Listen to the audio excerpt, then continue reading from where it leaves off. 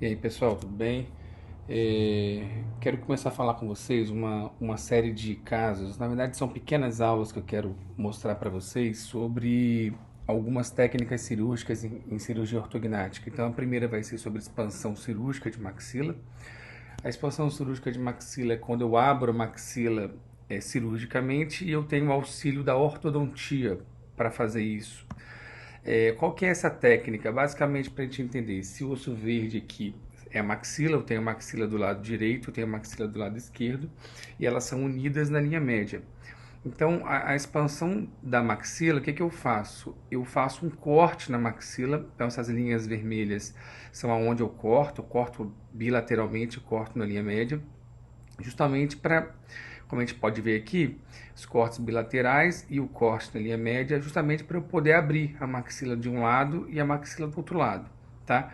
O objetivo é esse aqui, eu conseguir abrir. Como que eu faço essa abertura? É justamente com esse aparelho que é colocado antes da cirurgia, que é o aparelho de Hyrax. É um aparelho que o ortodontista que põe esse tratamento, ele tem que ser todo vinculado com o ortodontista. Na verdade, é o ortodontista que inicia, que define esse tipo de tratamento, tá bom? Então, qual que é o objetivo desse tratamento, dessa expansão de maxila? É basicamente corrigir alguma discrepância transversa. O que é discrepância transversa? A gente pode ver aqui nesse caso que a maxila está menor do que a mandíbula. Vocês conseguem ver que os dentes da maxila estão para dentro em relação da mandíbula, isso antes da expansão. E aí depois da expansão, depois do término do tratamento, a gente consegue ver que os dentes de cima estão abraçando, estão por fora em relação aos de baixo, que é o que deveria ser ideal. Então o objetivo, a gente vai corrigir o que? A gente vai melhorar o encaixe dos dentes, então vai ter uma mastigação melhor, uma função melhor. Eu vou melhorar o sorriso, porque eu vou tornar um sorriso mais estético. E eu abro também, como a maxila é a base da cavidade nasal, quando eu expando a minha maxila, obviamente, como a gente pode ver aqui nessa figura, eu expando a minha cavidade nasal. Então eu permito, eu facilito maior entrada de ar, tá bom? Como que eu sei que eu devo fazer a cirurgia? Basicamente, três análises. A primeira análise é uma análise clínica, então eu avalio o paciente e eu vejo algumas coisas, como estou vendo que ele está com uma mordida cruzada de um lado, pode ser dos dois lados ou pode ser de um lado só. Eu vejo que ele tem um apiamento dentário, os dentes não estão todos alinhados. Eu vejo que eles estão deslocados ou para lingual ou para vestibular. Correto era estarem seguindo nessa linha preta aqui.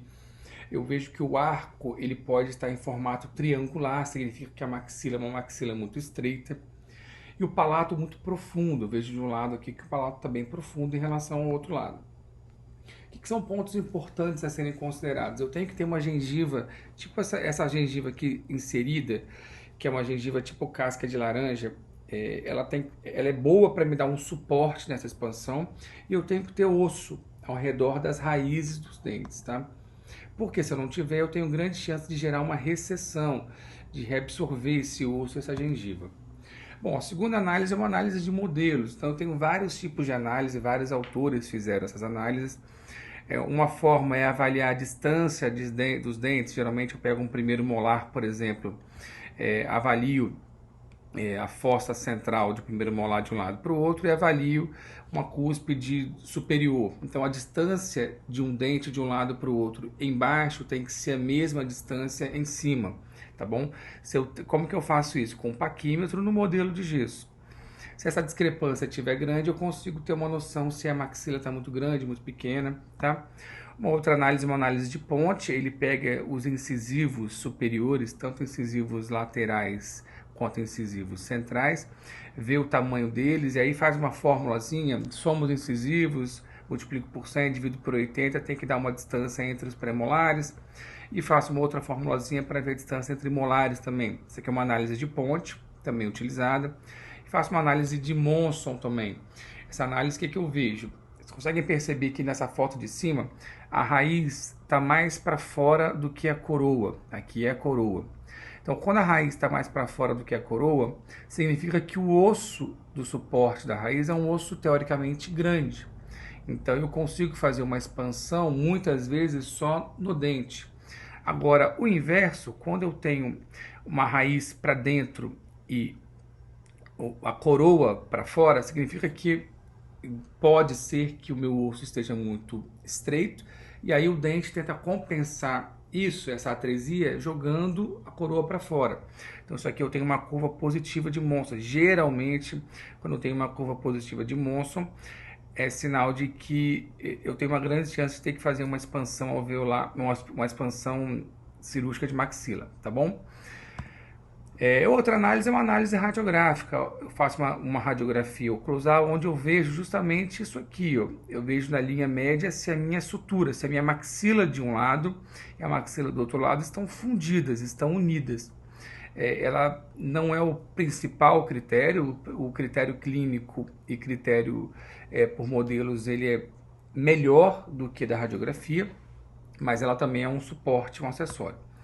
Bom, quando que eu faço cirúrgico, quando que eu não faço cirúrgico? Eu tenho que avaliar duas coisas. Primeira coisa é a idade do paciente. Então, geralmente, são dois critérios, né? A idade do paciente e a discrepância são os principais, né?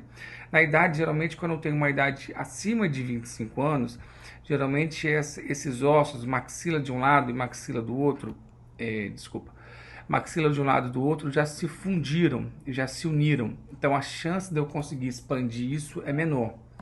E o outro critério é a discrepância. Quando eu vejo que um arco ele é muito menor do que o outro arco, eu tenho uma chance grande de ter que fazer algum tipo de expansão cirúrgica ou não. Bom, independente da expansão, se vai ser cirúrgica ou não, eu tenho que colocar esse aparelho, que é o Hyrax, quem põe isso é o ortodontista. Lembrando que o tratamento todo é vinculado ao ortodontista, tá bom? E aí o primeiro tratamento que quem faz isso é a ortodontia, é uma expansão alveolar, não é cirurgia. Ele apenas põe esse aparelho e ele expande o processo alveolar, que é onde eu estou colocando aqui com o mouse, essa seta, é o osso que dá o suporte para os dentes do processo alveolar. Então ele vai expandir só isso daqui. Geralmente são casos pequenos. A segunda forma, quando eu tenho uma expansão rápida de maxila, também não cirúrgica, mas ele não vai expandir o processo alveolar. Ele vai expandir toda a maxila de um lado e toda a maxila de outro lado, tá bom? Então ele faz isso aqui, ó. Eu tenho a maxila, ele vai expandir, ele vai abrir um lado com o outro, mas só com aquele aparelho, com o Hyrax, sem a cirurgia.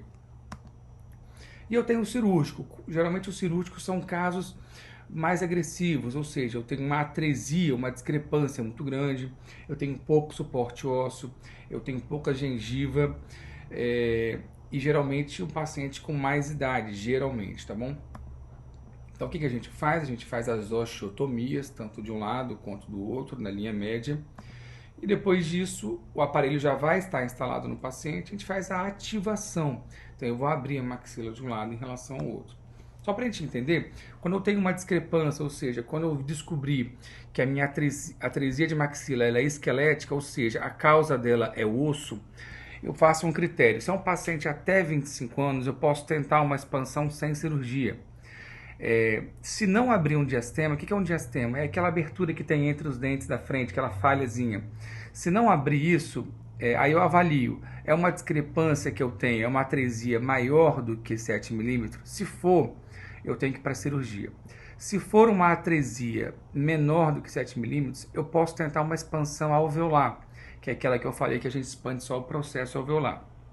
O segundo ponto que a gente avalia é paciente acima de 25 anos.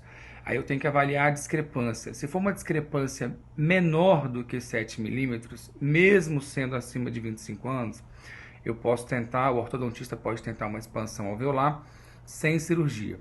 Agora, independente da idade, se é acima de 25 anos ou abaixo de 25 anos, se eu tenho pouco suporte ósseo, se eu tenho pouco suporte de gengiva,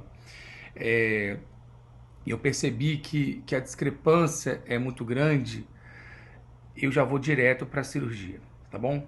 Pessoal, é lógico que cada caso é individual, tem que ser avaliado individualmente, o ortodontista é o principal profissional que tem que avaliar isso, e geralmente é junto com o cirurgião. Foi só um resumo para vocês entenderem mais ou menos como que funciona. Tem muito mais coisa para ser avaliada, mas é só um resumo. Se tiverem alguma dúvida, pode entrar em contato, tá bom? A gente está à disposição. Valeu, pessoal. É isso aí. Obrigado. Um abraço.